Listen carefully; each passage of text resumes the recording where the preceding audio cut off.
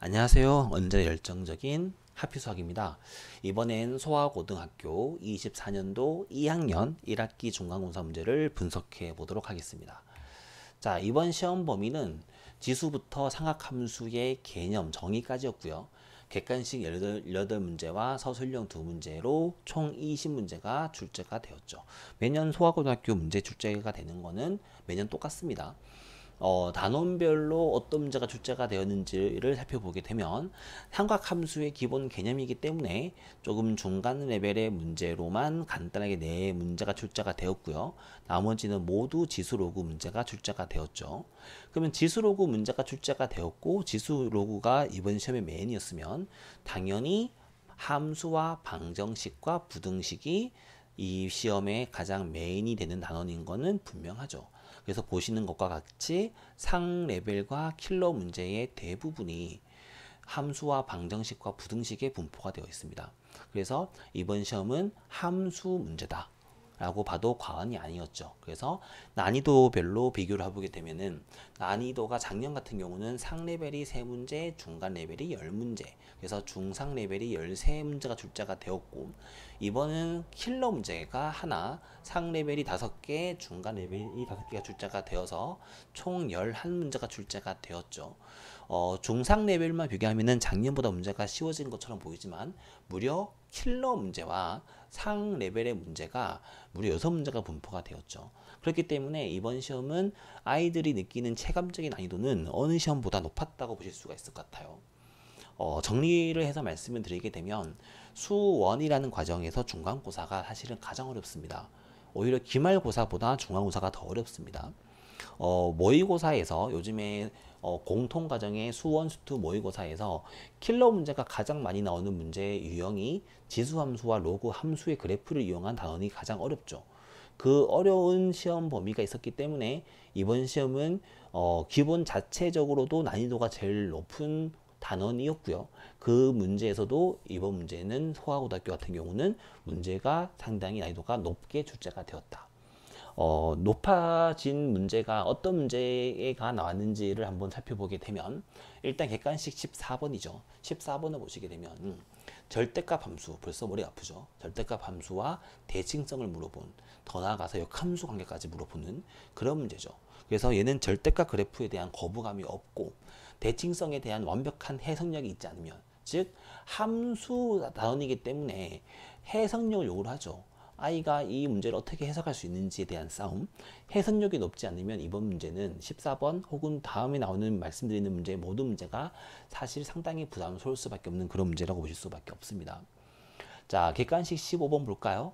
15번도 우리가 흔히 웬만큼 공부를 많이 한 친구들이 많이 본 문제들입니다. 이런 지수와 로그의 성질을 이용한 실생활 활용 문제. 이거는 사실은 너무나 익숙하고 당연한 문제이긴 한데, 이게 이 문제가 시험이라는 제한된 프레임 안에서 아이들한테 이 문제를 풀으라고 했을 때 과연 아이들이 조금 실수하지 않은 채로 문제를 풀 수 있을까라고 한다면은 쉽게 풀리는 문제가 사실은 아니죠. 그렇기 때문에 얘가 익숙한 문제이긴 하지만 그래도 조금은 까다로울 수 있었다라고 보실 수가 있을 것 같고요. 자, 지금 보시면 아시겠지만 제가 방금 잡았던 14번 문제, 지금 방금 했던 15번 문제. 자, 일단 문제만 보면은 16번 문제, 17번, 18번 문제 다 보이십니까? 자, 객관식이 18문제였어요. 객관식이 18문제였는데 무려 5문제, 6문제가 연속으로 어렵게 문제가 출제가 되었어요. 그쵸? 그렇기 때문에 아이들이 시험에서 느끼는 압박감은 상당히 컸던 걸로 보입니다. 제가 뒤에서 총평에도 한번 더 정리해서 말씀을 드리겠지만 이번 16번 같은 문제도 보시면 보시죠. 기니드 문제, 소위 말하는 기니드 문제입니다. 이 문제는 실제 모의고사에 출제됐을 때도 아이들이 가장 부담을 느끼는 문제 유형이죠. 그렇기 때문에 이 문제는 쉽고 어려움을 떠나서 이런 스타일 자체가 쉽게 나올 수가 없습니다. 그렇기 때문에 이 조건을 모두 해석하면서 문제를 푸는 경우가 쉽지 않았을 거다. 그리고 17번 문제, 18번 문제도 마찬가지로 함수의 해석하는 문제, 그리고 최대 최소의 문제. 이번 문제에서 킬러 문제로 꼽았던 문제가 바로 이 문제였죠. 제가 킬러 문제가 나왔습니다. 제가 광면 기출 분석을 매년 많이 하고 있는데 제가 킬러 문제입니다 라고 하는 게 1년에 한 번 있을까 말까 합니다. 저는 난이도를 책정하는 게 조금 보수적이기 때문에 웬만큼 어렵지 않으면 제가 어렵다고 말씀드리지 않습니다. 그런데 제가 진성고등학교라든가 소아고등학교에서 가끔씩 한 개씩 킬러 문제라고 말씀드리는데 이 문제는 정말 어려운 문제입니다. 그렇기 때문에 이 문제가 과연 아이들이 정확하게 문제를 푼 친구가 전교에 과연 몇 명이 있을까? 라고 물어본다면 전 많지 않은 걸로 봐요. 자, 마지막으로 논술형 2번을 보시게 되면 과간이죠. 이 유사 문제가 이번에 소아고등학교 출제됐던 문제랑 유사 문제가 바로 모의고사 30번 문제입니다. 30번 문제의 유사 문제가 소아고등학교 가장 마지막 문제로 출제가 되었죠. 자, 이렇듯 모의고사 문제에서 킬러 마지막 문제가 의미하고 있는 바는 적어도 20분 이상을 투자해라라는 뜻입니다. 이 문제 한 문제를 가지고. 근데 아이들이 이 문제를 학교 시험에서 20분을 투자할 수 있을까요? 말도 안 되죠. 그렇기 때문에 이런 식의 문제는 아이들로 하게끔 거의 직관적인 혹은 정말 많은 모의고사 문제를 풀어보지 않고서는 접근하기는 게 쉽지 않을 거라는 거는 뭐 말할 것도 없습니다. 자, 정리를 한번 해볼까요? 전체적인 난이도가 중상 레벨이었죠. 이 중상 레벨이라고 했지만 제가 한 3년간 출제되었던 수학 원 문제 중에서는 세 손가락 안에 들어갈 만큼 문제가 좋았던 것 같습니다. 좀 문제가 많이 어려웠고요. 수능 특강이 학교에서 많이 보는 메인이고요.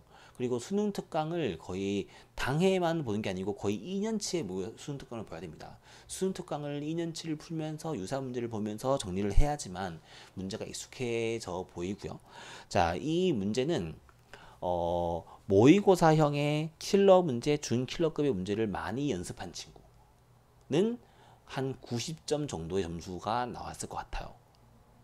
그리고 모의고사 문제를 어느 정도 많이 풀어본 친구들이 한 80점 정도의 점수가 나올 것 같고요. 80점, 70점 정도에 나오는 친구들은 조금 부수적인 어떤 멘탈적인 문제라든가 그런 시험 스킬에 대한 관계를 접근하지 않았을까. 오히려 상위권에서 80점대, 70점대가 많습니다.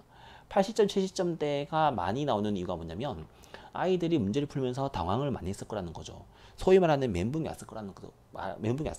아까 말씀드렸던 것처럼 14번, 15번, 16번, 17번, 18번 쉴 틈 없이 어려운 문제가 들이닥치게 되면 어떤 정신을 갖고 있는 친구가 이 문제들을 냉정하게 문제를 풀 수 있을까요?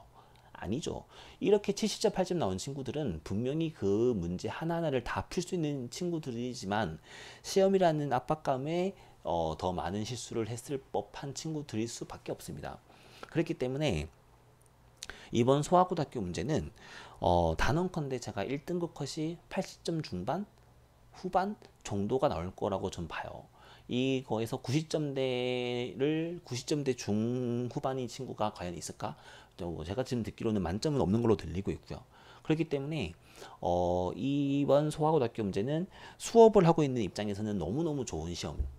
아이들한테 다 풀려보고 싶은 그런 시험.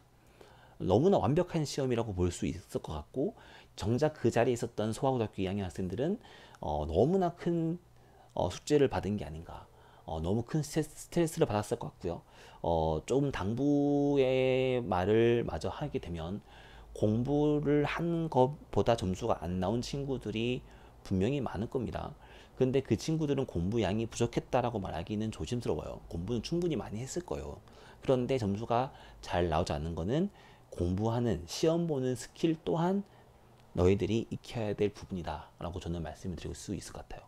저희 하피수학은 언제나처럼 더 다음을 기대하고 더 다음을 기대하고 더 다음을 기대합니다. 그렇기 때문에 아이들한테 더 많은 것들을 책찍질을 하고 더 칭찬을 많이 하고 격려도 하고 또 부족한 부분이 있으면 더 많은 것들을 푸시하기도 하고 언제나처럼 저희는 더 향상된 모습을 보일 수 있게끔 언제나처럼 많이 연습을 하고 공부를 하고 아이들과 이야기를 하고 부모님들과 소통하는 그런 학원이 되도록 하겠습니다.